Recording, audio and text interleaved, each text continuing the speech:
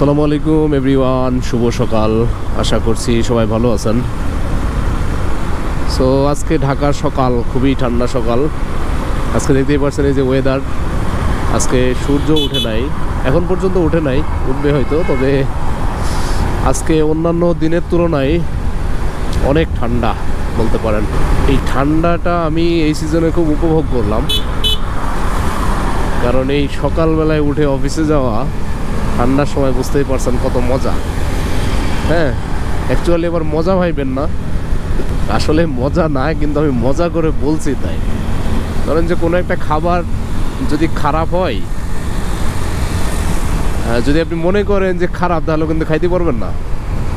মানে মনে করবেন খুবই মজা হয়েছে, তাহলে খাইতে পারবেন। আবার সেমভাবে আপনি যদি এই সকালটাকে যদি মনে করেন ঠান্ডার কারণে খারাপ, তাহলে আপনার উঠতেই মন চাইবে না। মানে আলসেমিতে একবারে আলসেমি ধইরা বসে থাকবে। তো সেই জন্য আমরা যারা চাকরিজীবী, কিসের ঠান্ডা আর কিসের গরম, টাইম ইজ টাইম। আজকে বৃহস্পতিবার, রাস্তায় অনেক জ্যাম থাকতে পারে, কারণ রবিবার বৃহস্পতিবার, রবিবার হচ্ছে সপ্তাহের শুরু এবং হচ্ছে বৃহস্পতিবার হচ্ছে সপ্তাহের শেষ। তো এই দুইটা দিন হচ্ছে অনেক বেশি রাস্তা জ্যাম থাকে। তবে জানি না কি অবস্থা হবে, তবে আলটিমেটলি আমি আজকে বের হয়েছি লেট করে, বা লেট হয়েছে, লেট করে না, বের হইতে লেট হয়েছে একটু। এখনই বাজে দেখতে পাচ্ছেন যে মিটারে হচ্ছে 8:15। এখনো অনেক দূর রাস্তা আমাকে যাইতে হবে, জানি না কতক্ষণ লাগবে পৌঁছাইতে। গতকালকের একটা পোস্ট দেখে হয়তোবা আপনারা অনেকেই আমাকে জিজ্ঞেস করছেন এবং মেসেজ দিয়েছেন যে কি অবস্থা, কি হয়েছে। অ্যাকচুয়ালি কালকে ক্যামেরাটা নিয়ে বের হয় নাই, হইলে ক্যামেরাটা যদি সেট করা থাকতো হেলমেটে, তাহলে হয়তোবা দেখতে পাইতেন। কিন্তু ঘটনাটা হচ্ছে, থামেন আমি একটু এই জ্যামটা পার হয়ে তারপরে বলতেছে। আচ্ছা, ঘটনাটা হচ্ছে গতকালকে সকালে আমি অফিসে যাচ্ছিলাম। তো কাওলা যে রেল গেটটা আছে, এখানে আবার নেভির চেকপোস্ট। এই যে নেভির গাড়িগুলো যখন পাস হয় তখন হচ্ছে এখানে একটু দাঁড় করায়, তবে সামনে দেখতে পাচ্ছি সেই লেভেলের জ্যাম। আল্লাহ ভালো জানে, এই জাহাঙ্গীর গেটের এই জ্যামটা মারাত্মক জ্যাম, কারণ এখান থেকে মূলত হচ্ছে আমাদের যাইতে একটু সময় লাগে। তো যাই হোক, যেটা বলছিলাম সেটা হচ্ছে আমি রেল গেট পার হচ্ছে। এখন রেল লাইনের উপর দিয়ে কি গাড়ি জোরে চালানো যায়? আমার বাইকের মানে স্পিড 8-10, ঠিক আছে। মানে বিষয়টা হচ্ছে এরকম, আমি এই যে বাম পাশ দিয়ে যাচ্ছি, মানে রাস্তার ডান পাশে হচ্ছে অটো সিরিয়াল আর কি, ঠিক আছে। তো আমি পার হচ্ছি, একজন অটো ড্রাইভার, সে হচ্ছে মানে অটো রিক্সার কথা বলছি, মানে যে পায়ে চালিত ওইগুলো না, কিন্তু যেগুলো ইঞ্জিনে চলে আর কি, মানে খাড়া টান আর কি। সো হ্যাঁ, পিছনে একজনের সাথে কথা বলতেছে, কথা বলতে বলতে মনে করেন যে সে সামনের দিকে টান দিছে। আর ওইগুলোর কিন্তু যথেষ্ট ইনস্ট্যান্ট পাওয়ার, মানে আর রানিং অবস্থায় তো গাড়ি তো ভাসমান থাকে না, মানে কোনো কিছু যদি ধাক্কা দেয়, হালকাও যদি ধাক্কা দেয়, তারপরে কিন্তু পড়ে যায়। তো মনে করেন যে যখন মানে ও টান দিছে, তখন হচ্ছে আমার গাড়ির একবারে এই যে ট্যাঙ্কের এই সোজাসুজি আইসা মনে করেন যে ধাক্কা দিছে। মানে আমি আছি সোজাসুজি, কিন্তু ও আসছে যে অপোজিটে আইসা মাইরা দিছে, আর আমি সিটকায় পড়ে গেছিলাম, ঠিক আছে। তো ওই পাশে পড়ে গেছি যখন, মানুষজন তখন আমার ধইরা উঠাইতেছে। এখন মজার ব্যাপার হচ্ছে, মানে যে রিক্সা চালক, এই তো বুঝতে পারছে যে ওনারই দোষ, কারণ হচ্ছে উনি ডিরেক্ট এসে আমাকে মাইরা দিছে, ঠিক আছে। আমি হর্ন দিয়েছি, তারপরে উনি শোনে নাই। তো বুঝতে পারার পরেই হয়তো বা শুধু আমার কানে একটা, আমি যখন পড়ে গেছি তখন আমার কানে একটা কথাই আসলো যে ভাই আমার ভুল হয়ে গেছে, আমাকে মাফ করে দেন, ঠিক আছে। তো ওই সিদ্দিকের ডায়লগের মতো হয়ে গেছে, ঠিক এই কথাটাই বলছে, বলার পরেই সে দৌড় দিচ্ছে, ঠিক আছে। না, তারপরে হচ্ছে আর একটা ব্যাপার আছে, ওইখানে দুইজন মামা থাকে, মানে ওই রেল গেটে, যারা হচ্ছে ওই যে রেল গেটের ইয়েটা নিয়ন্ত্রণ করে, আর হচ্ছে ট্রাফিককে, মানে ট্রাফিক পুলিশকে সাহায্য করে ওইখানে। যদিও সেই সময় ট্রাফিক পুলিশ ছিল না, কিন্তু আমাকে ওনারা দুইজন উঠাইতেছে, আমাকে দুইজন উঠাইতেছে। তখন হচ্ছে ওই রিক্সাওয়ালা নাকি বলছে ওনাদের যে থামেন, উনি তো পড়ে গেছেন, পানি নিয়ে আসি। কারণ আমার মাথা ঘুরে গেছিলো, কারণ হেলমেটটা না থাকলে আমার হয়তো বা ভালো রকম আঘাত লাগতে পারতো আর কি। তো যাই হোক, আল্লাহ অল্পের উপর দিয়ে বাঁচাইছে।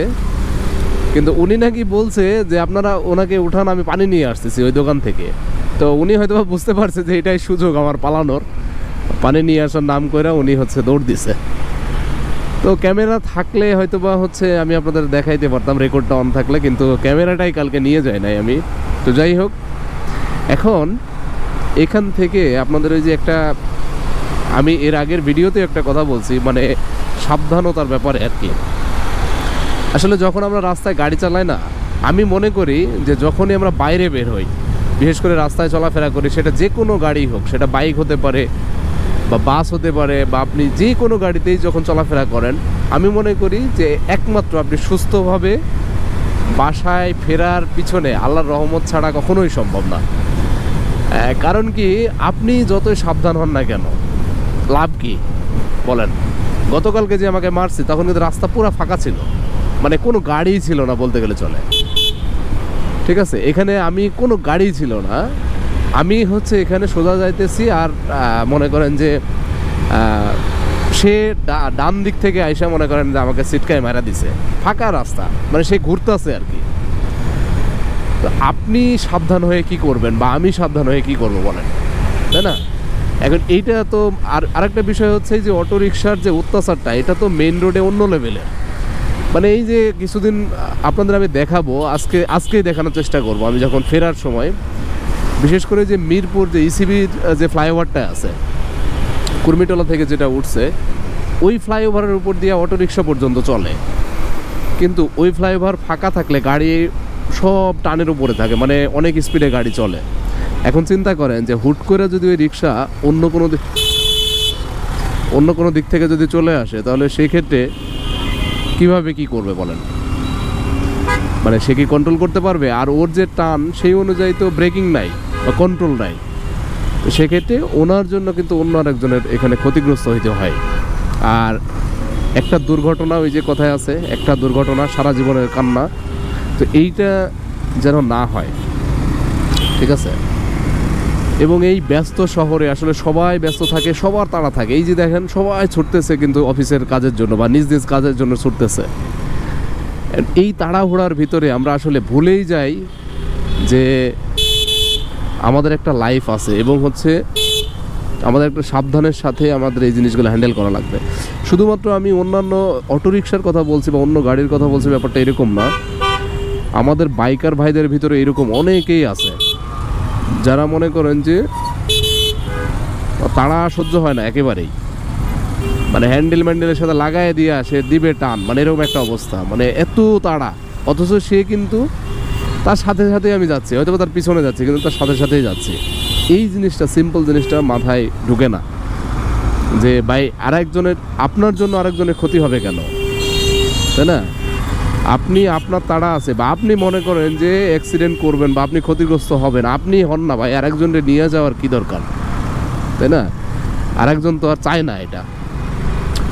তো যাই হোক, এইটা আসলে অন্য ধরনের একটা এক্সপিরিয়েন্স ছিল, এবং আমি মনে করি যে আল্লাহ হয়তোবা বড় কোনো বিপদ থেকে বাঁচাইছে এই ছোট একটা ক্ষতি দিয়ে। আমার তেমন লাগে না, আমার শুধু এই যে পায়ে একটু, মানে হাঁটুতে একটু ব্যথা লাগছে, ভালো রকমেরই লাগছে, আর হাতের এই যে আঙ্গুলটাতে আমার একটু ব্যথা লাগছে। তাছাড়া বাদ বাকি সবই ঠিক আছে আমি, আলহামদুলিল্লাহ। তো এইখানে বাইকের এবার বলি যে বাইকের কি হয়েছে। প্রথমত হচ্ছে, আমার কথা তো বললাম, আমার যা হয়েছে। এখন বাইকের কথা যদি, বাইক হচ্ছে আপনার এই পাশে যখন মারছে, বাইকটা তো পড়ছে বাম পাশ দিয়া, তখন হচ্ছে আপনার এই যে ক্লাস লেভারটা, যেটা এই ক্লাস লেভারটা ভেঙে গেছিল, এটা একবারই ভেঙে গেছে। তারপরে ওই অবস্থায় হচ্ছে চালায় গেছি, অফিসে গেছি, ওই অবস্থায় যায় এই যে এইখান থেকে ভেঙে গেছিল, ছবিতে হয়তো আপনারা দেখছেন, ওইভাবে চালায় গেছি। তারপরে আসার পরে অফিস থেকে ফিরলাম, আস্তে আস্তে চালায় আসলাম ওইভাবে অফিস থেকে। আয়সা হচ্ছে ওইটা চেঞ্জ করলাম, চেঞ্জ করে দোকানে যায় দেখছি দোকানে যেয়ে দেখছি যে হ্যান্ডেলও টাল হয়ে গেছে, মানে এই যে এইখানে আবার লাগছে তো জোরে, হ্যান্ডেলটা এই সাইডে একটু বেশি উঠে গেছে।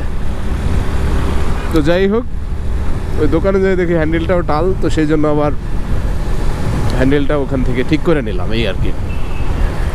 তবে আমরা যারা গাড়ি চালাই, আমি সবার কাছে মানে রিকোয়েস্ট করছি যে আপনারা নিজে নিজে সাবধান হন। সেক্ষেত্রে আমরা সবাই বাঁচবো, হয়তো আপনার জন্য আমি বাঁচবো বা আমার জন্য আপনি বাঁচবেন যদি নিজেরা সাবধানতা অবলম্বন করি। ভাই 1 মিনিট জীবনের থেকে অনেক দামি না। হয়তো বা আপনার কোনো একটা জায়গায় 1 মিনিট 2 মিনিট লেট হবে। ফর এক্সাম্পল, আপনি ধরেন অফিসে যাবেন, আপনার লেট হয়ে যাচ্ছে, ঠিক আছে, যে 1 মিনিট 2 মিনিট অথবা 5 মিনিট আপনার লেট হবে। ভাই আমরাও তো চাকরি করি, আপনার 1 মিনিট 2 মিনিট লেটের জন্য আপনার চাকরি চলে যাবে না। হয়তো বা 2টা কথা শোনাইতে পারে আপনাকে মাস শেষে, বা আপনার ম্যানেজার কোনো কিছু বলতে পারে, কিন্তু আলটিমেটলি ম্যানেজারের সাথে আমরা কিন্তু এই জিনিসটা খুব সহজেই মিসম্যাচ করতে পারি। কিন্তু এই যে 1 মিনিট লেট না করার যে আপনার প্রবণতা, সেইটা কিন্তু একটা বড় ধরনের ক্ষতি ডেকে আনতে পারে। তো এই জায়গা থেকে আমি মনে করি যে আমাদের সবারই সতর্ক থাকা উচিত। সো সবাই ভালো থাকবেন, সুস্থ থাকবেন। আজকের মতো বিদায় নিব এখানেই। আল্লাহ হাফেজ, আসসালামু আলাইকুম।